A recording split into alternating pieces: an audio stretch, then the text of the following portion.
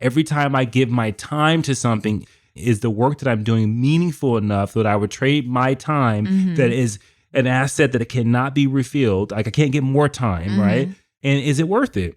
So you always have to ask yourself that, whether you're a consumer or a laborer, like as you go to work for something, are you doing something that's meaningful that you feel like, hey, no doubt I don't mind giving my time to this. Welcome to the Push Podcast. Why push? Because a nudge is just too friendly. And friend, we're here to help you get your shit together. I'm Eddie. And I'm Janelle. And we're the Copelands. We've got 3 daughters, 2 businesses, a mortgage, and lots of responsibilities. So just like you, we're struggling to find that perfect balance of ambitious go-getter hustle while still staying present, loving our kids, and working on our relationship. And doing the laundry, going to the grocery store. Oh, and don't forget being mindful. Yeah, all of the stuff. So if you're juggling all the things, but you're also trying to get to the next level, guess what? You're in the right place. So get ready to be pushed. Hey guys, welcome back to the Push Podcast. I'm Janelle. And this is Eddie. This is my lovely husband, Eddie. Why did you put your arm out like you were Because I was introducing you. My hands out. You were rolling out the red carpet for... Only for you, baby. Oh, yes. Thank you. So, all right. Today, we're going to talk about something that a friend of mine, Goalie Calcaron, she has a podcast called How to Be a Quitter. She was actually in the Push Podcast episode number 26, How to Be a Quitter. And anyway, she taught me something. She did a quick live one time and she was like, I want to talk to you today about time, quality, or money. You can have 2, but you can't have all 3. Got it. So today is about currency. Those are the 3 currencies, I think: time, quality, or money. Let's see. Time, quality, money. Things are going to either cost you time, you're going to compromise quality. Yeah, you either value one of those 3 right at any point in time. So on 3, which one do you value more? Okay, ready? wait. 1, 2, 3. Time. You went before I even said 3. No. And anyways, doesn't matter. Time is very important to us because it's the one thing you can't get back, right? Yeah, like as soon as you ask me to do something, I think to myself, how much time is that going to take? But there's certain things Which is why my love language is acts of service. So when you do something for me, like when you take my car to go get washed, it's something I don't want to waste my time doing. Right. It's like amazing. Yeah. It's like the nicest thing you could do for me. Okay. Well, note it. You know this. I know, you've been married to me for 15 years. But like, when do you say that? And I think I know the answer to that now. But now, as you've gotten a little bit older, and are you calling me old? No, I'm just saying as you've beautified over the years, what are moments or things that you would compromise time for now?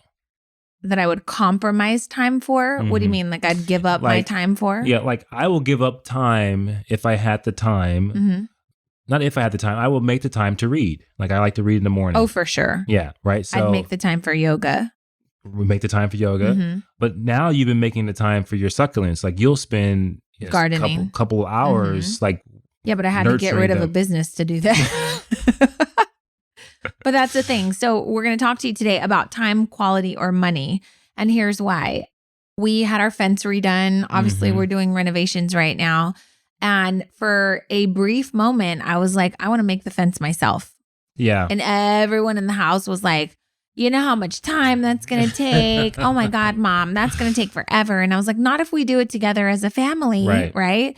And you bastards didn't want to help me. So I hired a professional. They knocked that out so quickly. I was so impressed. And I was like, there's no amount of time that I could have like ever done that in that would have been nearly the time that they invested, right? They're professionals. Not only did we get time, but we got quality with that as well. Absolutely. And so it cost a lot of money, but that's kind of what I want to talk to you about. So shout out to my sister Richlyn and her boyfriend Mitchell. They recently purchased a home. Yay. And Mitchell's like crazy right now, got a new home, wants to redo everything. He's like, I literally called, this is offensive, but I called her the other day. What are you doing? And she goes, Mitchell's acting like Hitler.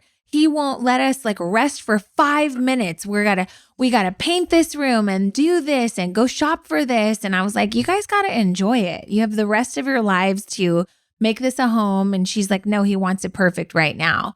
So they were in the middle of getting their garage epoxied and like redoing all the stuff, and they're painting. And I was like, ugh, the thought of painting it's just a lot for me. Yeah. And in the time. It's not it's the just act like when of we doing when we it, first right? bought our house, we had more, and this is so important because this is what we're going to get into. We had far more time than we had money. Right. Right. And so we said, okay, we didn't have the ability to pay for the time or the quality. So it came from our own time. Yep. So I told her, I said, put Mitchell on the phone right now. I want you to put me on speaker and I want to teach you guys a life lesson. And I said, Mitchell, time, quality, or money. You can have two, but you can't have all three. Right. So I want you to think about that with your house. You are spending way too much time right now, investing too much time to where you're not even able to enjoy the fact that you've just become a homeowner, right? So you got to decide what things maybe do I want to spend my money on that might save me some time so I can have a little bit more enjoyment right now. And he was like mind blown. He's like, that's some good shit, right? So he said, I get what you're saying though. I paid a lot of money, like thousands and thousands of dollars for them to epoxy his 3-car garage because he wants it to look a certain way. Right. He goes, my whole family was like, you're so stupid. Why would you spend that much money? We could have done that ourselves. He's like, let me explain something to you. We're in the middle of a heat wave. It would have been 110 degrees in the garage, trying to do this. It would have taken 3 of us. I'm trying to round up friends or family. We would have had to rent tools. We would have to YouTube this stuff, learn it, right? It's like making a cake. You don't really know what you're doing, but you could figure it out. Right. Well, you're compromising the quality, and to save the money, it's costing you time. Right. Right. So I just think it's important that we talk about time, quality, or money. And you're right. As I get older, time is the most expensive currency to me. Oh, yeah. And I think as you get older and obviously you start to establish yourself, you start to build wealth, you start to really look at it and say, I value my time far more than this money that's in my pocket. And you've heard us talk about that on the podcast. Like that's how you sell things. When you can make something seem more valuable than the money that's in the person's pocket, that's how you sell anything. And I think that's how you sell yourself on things. And you got to ask yourself, whether it's a task around the house, like one of the things that we for a long time like traded our time for was we got someone to clean the house, right? We said, well, for a long time, let me reverse it. We cleaned the house because we couldn't justify hiring a cleaning lady, right? And then when we made more money, we were like, okay, this is an investment that we're happy to make because she can come and spend 6 or 7 hours here. I'm happy to pay her whatever her rate is because that's 6 or 7 hours that I could be doing something else or spending time with my family. Right. And so we're huge proponents of outsourcing now. Right. But you got to make money to be able to do that stuff. And so with renovations and stuff, like I was telling my mom like how much it cost for our bathroom. And she goes, oh, you could have saved a ton of money if you would have done the demo yourself. And I said, well, you know what's interesting? He actually said, if you want to demo it yourself, I can take off $800 or something. And she goes, wow, that's a lot. I'm like, yeah, but no. Like the thought of thinking like it sounds fun, especially if you watch Fixer Upper or something, you get sledgehammers. I go, but mom, I don't have a sledgehammer. Like I don't own those tools. I don't own goggles. I don't own a wheelbarrow. And I don't want to go buy that stuff. Spend the time going to Home Depot, buying all this shit just to save $800, just to save the money to pay a professional to do it. And she started laughing. And I go, not to mention, I don't want to buy that stuff. That's also, an investment. But I don't have anywhere to put it. Yeah, and I don't want it in my garage. I don't want to own it. I don't want to like hoard all these tools and stuff. I don't want a wheelbarrow in my garage. Right. I don't have room for it. But now so she starts laughing and she goes, well, when I did my remodel for, my house, it was penny pinching. Oh, trust me, we're not rich or anything, but that was something I was like, don't even tell me that I could save money because I don't want to do that. Right.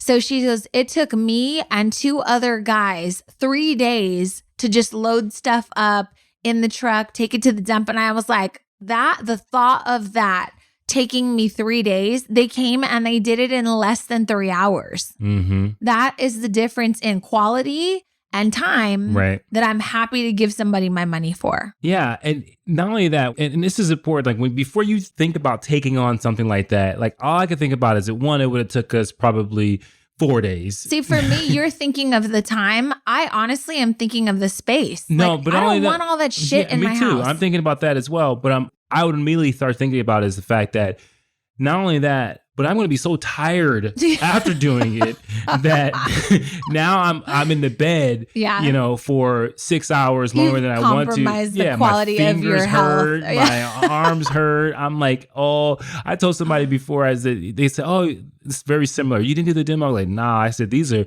show muscles. These ain't do muscles. I'm not about to do that right now. So I would prefer someone else to do that. Like we were talking about this the other day. I was like, I don't like IKEA. And why? God. And they said, why do you like IKEA? I said, one, because it's like a freaking maze and they don't want you to let you out. I start getting claustrophobic. I start to overheat in there. And I want to get out. Ridiculous. But also, when we go there, all I can think about is I got work to do when I get home, putting all the shit together that we just bought. So like really start to think about those things. Like I said, I don't want any of that. And at this point now, like the work that we do requires us to be sharp, to be focused, to be rested, and to show up. Like the last thing I want to do is spend crazy amount of time doing something and then feel tired and fatigued, and now I can't perform and do the things I need to do. Here's another one. When we owned a meal prep business, right?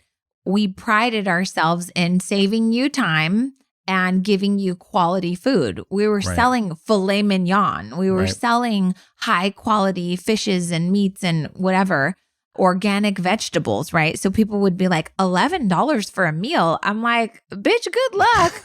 Go look up some recipes on Pinterest. You go shopping for all of this stuff. You sit there and dice and chop and buy all these ingredients and then come back and tell me $11 for a meal. Like, to me, it's a no-brainer if someone's going to provide quality and save me time in exchange for my money. Yeah, and I think we hear this all the time. And you may be, as a listener listening to this, going, I would never spend that amount of money for food. I wouldn't. Like someone told you the other day, the burger's here, and if you got a burger and you got fries, time out. Here's my what in the world.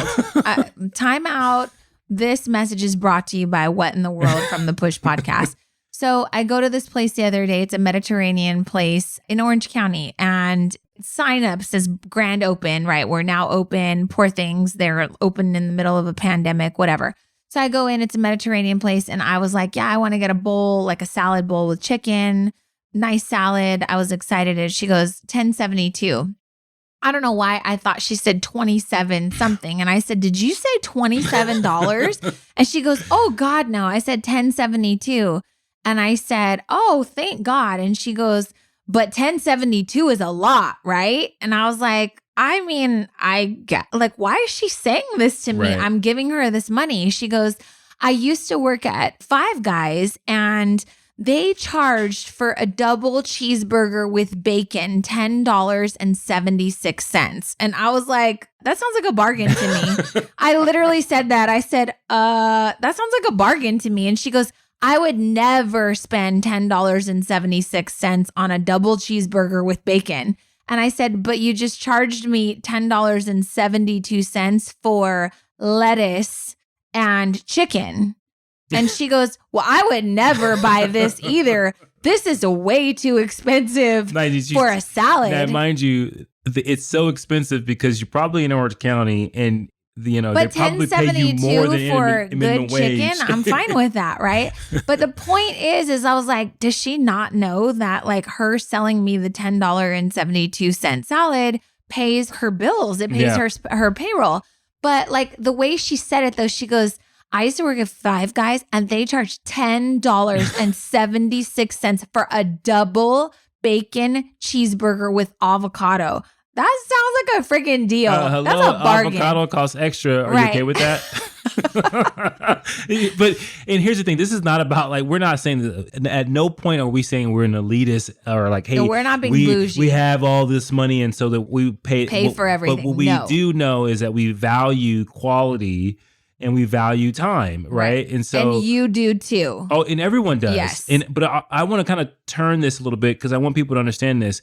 Currently, right now, if you have a job or a career, you're trading your time, right, for a salary, for money. So not only is this a situation that you make this decision as a consumer, you are also making this as a laborer in your profession. And you have to ask yourself, is it worth? Right. Like I have people that I interact with and they have all these aspirations, right? They want to go into the music business or they want to start their own business. And I always ask them, are you measuring your yeses and your nos, right? Every time you come to this place and you say no to your dreams and you say yes to this place, is that a fair trade-off? Is it worthy of that? Every time I give my time to something, is the work that I'm doing meaningful enough that I would trade my time that is an asset that it cannot be refilled? Like I can't get more time, right? And is it worth it? So you always have to ask yourself that, whether you're a consumer or a laborer, like as you go to work for something, are you doing something that's meaningful that you feel like, hey, no doubt I don't mind giving my time to this, right? Well, conversely, this brings me right back to the meal prep company. 3 months into that, I realized that people needed to be sold on the fact that I was taking their money from them in exchange for health, quality, and time savings, right? And I just literally one day said, I don't want to do this anymore. I don't want to do this anymore because I don't want to be in a business where my time is spent selling you on why you need to fuel your body with good food, right? And so it kind of just brings me back to what you were saying right now. You get to choose where you work, right? And there's some crazy statistic, like over 50% of people don't think that they're fairly compensated for what they do. And that's a whole nother issue when you are an entrepreneur and you are writing people's checks and paying their salaries. There are certain jobs that they only command a max salary. When I owned the Cake Mamas, everybody wanted a raise. And that was something that I'm happy to give you if you're providing exceptional service, talent, or skill. But at some point, there's a cap. Like I cannot give you $50,000 a year just because you're a good person and you want a raise and you want to be compensated fairly. And you frost cupcakes. Like I can't justify that, right? Right. Just like if you work at El Pollo Loco or Five Guys frying burgers, you can't make a $70,000 like an hour salary just because you feel like you're worth it. So I want to be very clear that these are kind of two different conversations. Most people don't feel that they're fairly compensated when it comes to their workplace. And I will tell you, being on the other side of that, I know what that feels like as an employee, but I also learned from mentors that you have to make yourself, one, stand out above everybody else. Two, you have to contribute to the organization to where the organization almost feels like they cannot function without you. Right. You have to make yourself as irreplaceable as possible. Earn your keep. Right. And so I just had to throw that out there because you were talking about like, you are trading your time for money. It has to be worth it. And what I mean by that also too is like, think about it from this standpoint.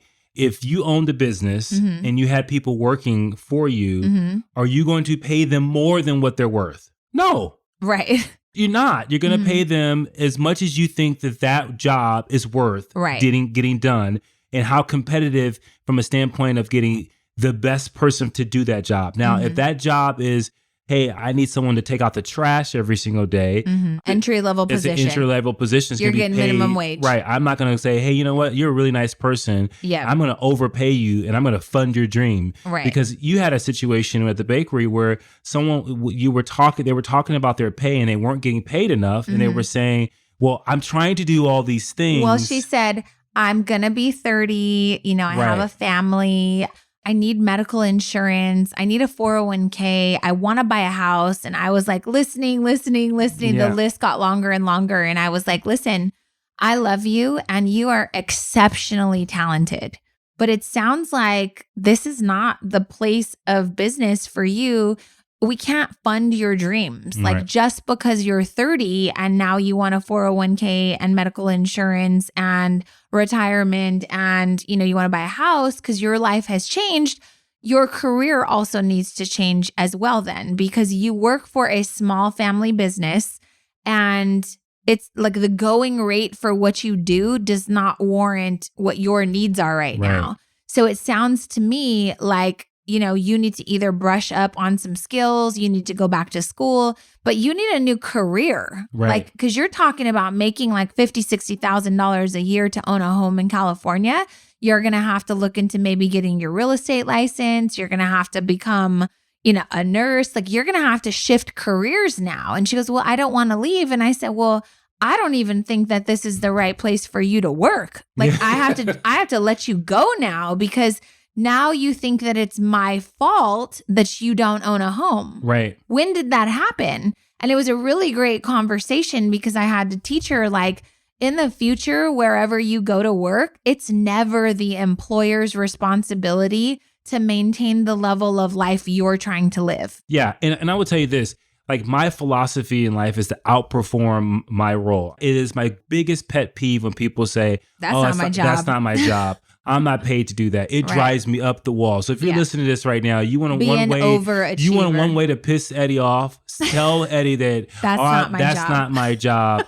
I'm not paid to do this. And I think to myself, you'll never be paid to do this. It will never be your job. And people say it a lot. They don't pay me to do that. Right. And if you're sitting in your car, if you're sitting wherever you are right now, and you're working at a place that you feel like you're not compensated to your best ability, you have to ask yourself, have I outperformed my role? And if I've outperformed my role, is there opportunities to do more within this organization? And if there's not, then just like Janelle had that conversation, you have to have that conversation with yourself, and you say, I need a new career that gives me the upward mobility to outperform, to get paid more, right? Or I need to start my own business. And people glamorize entrepreneurship, right? And they make this fancy thing. And I think entrepreneurship is amazing. But not everyone is built for entrepreneurship, and not everyone should be an entrepreneur, right? And some people should have a wonderful career that they can excel at, and they can do meaningful work that feels good to them. But I do think that so often people say, well, if you're not paid, you should start your own business. Right. Not true. Right. So you can get paid less, right? And then you and work more,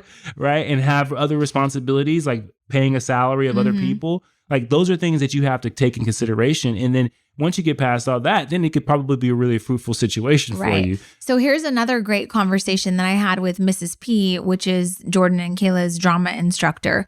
We were talking about how teachers often think they don't get paid enough, right? And I heard this great podcast. It was on impact theory. This rapper, he's a poet.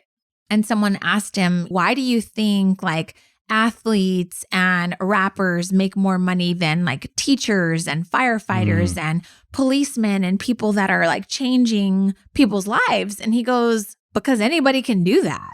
Like, you should get paid in accordance to your skill and talent. Like, if you are Michael Jordan and you can... Not everybody can be Michael Jordan. He goes, not everybody can do that. It's exceptional. You can't go to school to become Michael Jordan. He goes, you can't get a certification.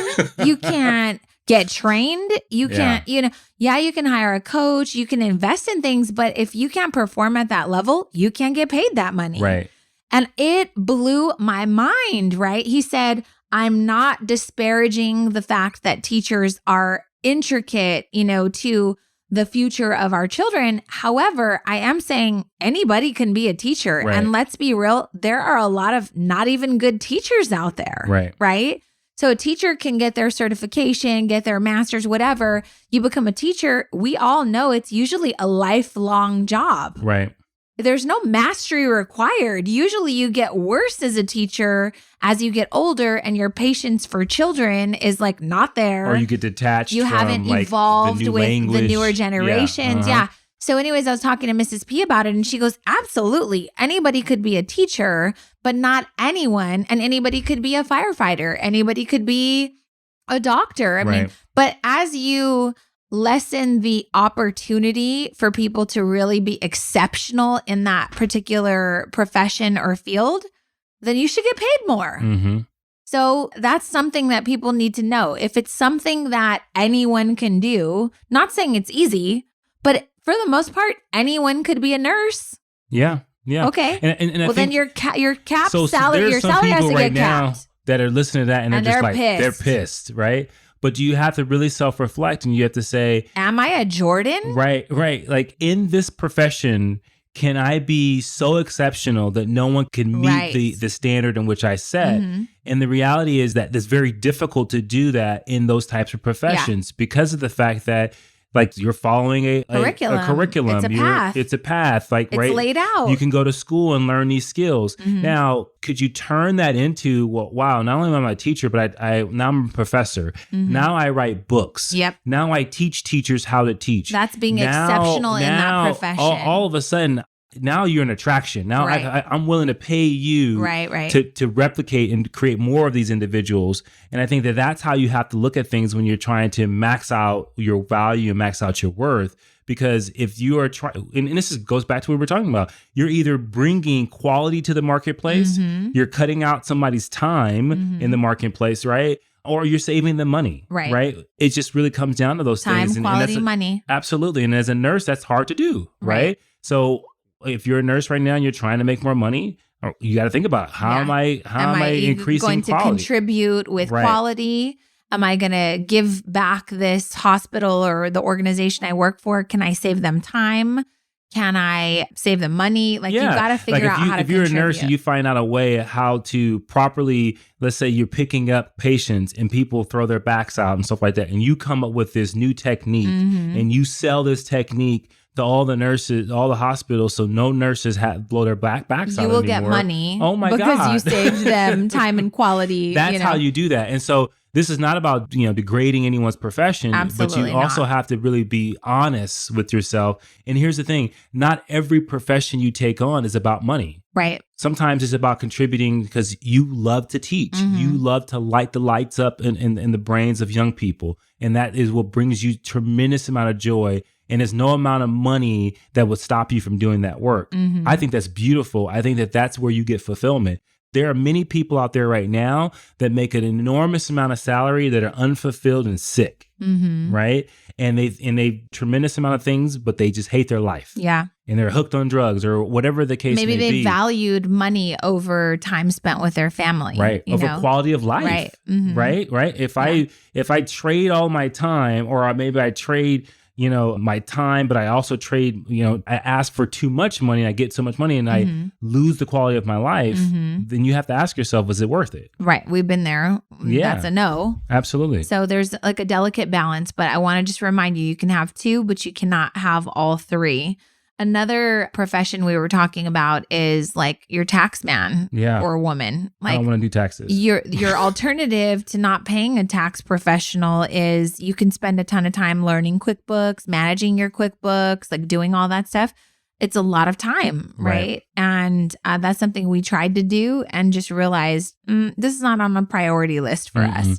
With that said, there are certain things that like money can't buy, right? Like I want to cook for my family. I want to play with my plants in my backyard. Like I could hire a landscaper to make it beautiful, but I wouldn't get the satisfaction of knowing that I grew those plants and I nurtured them. So this isn't just about like, oh, throw money at things and, magic appears. Right. We painted our entire house when we moved in because we couldn't afford to spend the money on those things.